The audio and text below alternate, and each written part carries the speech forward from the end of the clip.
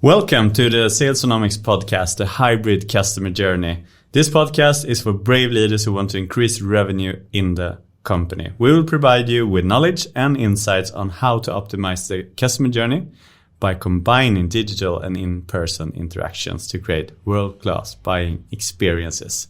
My name is Mattias Härenstam. And I'm Florian Bourguignon. And we optimize your B2B revenue engine. We implement growth strategies through behavior changes, processes, and systems. So welcome to today's episode. And we will actually now have three a little bit shorter episodes about one topic that we have been discussing before when we talked about thought leadership. And that is the sales and marketing platform that a lot of businesses is using today. And the question is, are they using it in the best possible way? The last episode was about the website, but what we actually have today is also that all our employees in the company have personal websites, I would call the profile. So let's dig deeper into the importance of the LinkedIn profile. Yes, and I will start with one killer fact is 45% of teams, sales teams that are using LinkedIn are leveraging more opportunities today. So LinkedIn is the place to be. I don't know if you can hear, but I have a French accent, and I'm saying that because LinkedIn in France is quite big since 3-4 years. I have the feeling from my market knowledge and my own guts that it's just starting in Sweden, and that's really the place to be for B2B decision makers. We're saying in the last podcast that 91% of B2B buyers are on social network, and 75% of their buying journey occurs without to speak to a salesperson. That's why we're making that episode today. We're going to speak about the LinkedIn profile because many of your B2B buyers are spending a lot of time watching what you do and trying to understand who you are as a person and as a company. So let's dig into the LinkedIn profile because if we think about the hybrid customer journey, maybe they see some ad or they read an article or something from a company. They went into the website and then they start looking at employees actually working in the company. So what are the most important things that we need to think about when it comes to the LinkedIn profile? Isn't it just like a beauty page for all the employees?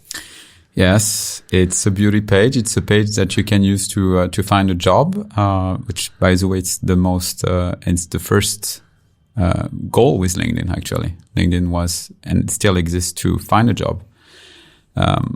But when you have to use it in your prospection process, you have to rethink the way you're going to build your LinkedIn profile. And I will say the first thing, if we start with you can go on your LinkedIn profile right now. At the same time we were speaking.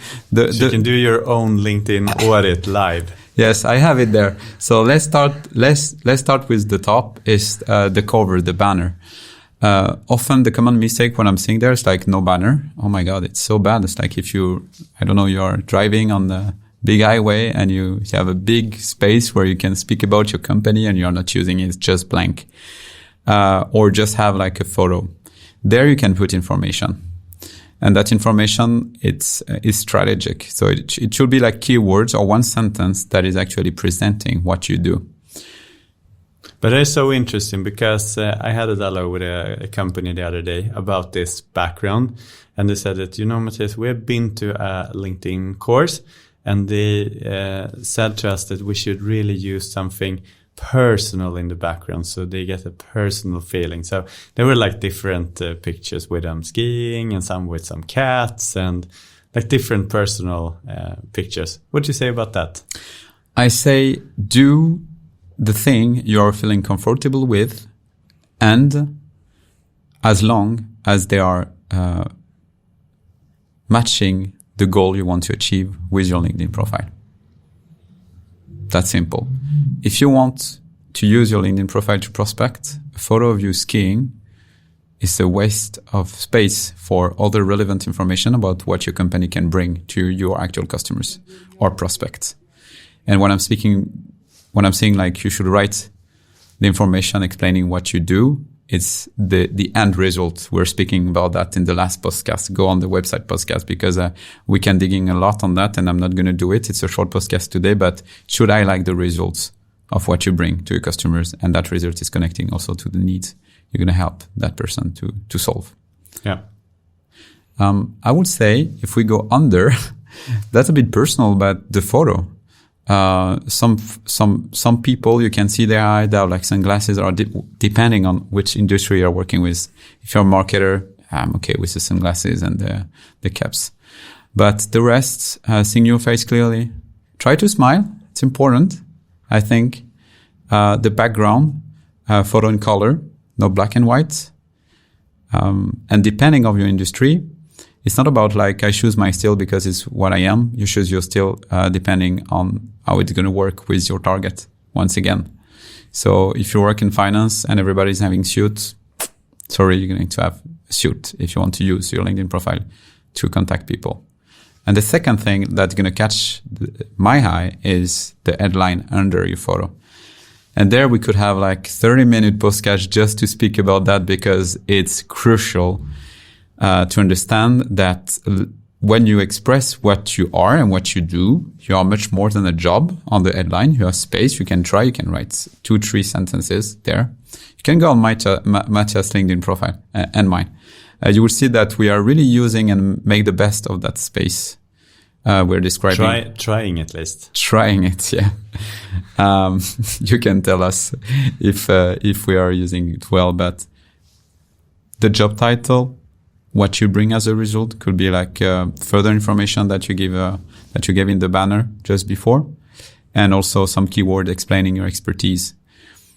We were saying that 1.7 it takes 1.7 seconds of attention to a visitor on the website.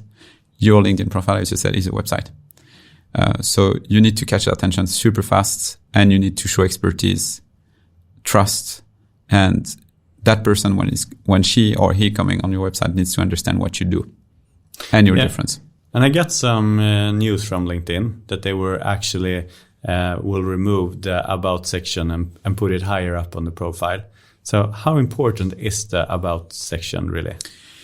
Yeah, it's actually what you are, because in that About section you have the post, you have also that summary part.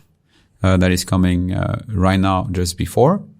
The summary for me is one of the most important pieces, because if you're able to explain what you do just before, you're going to sparkle interest, and that person is going to check, okay, what is that person actually doing?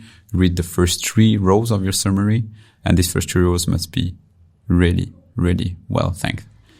The way we have done it, it's not the best way once again. We are not perfect, but we try and tend to stay focused on our customers' problematics.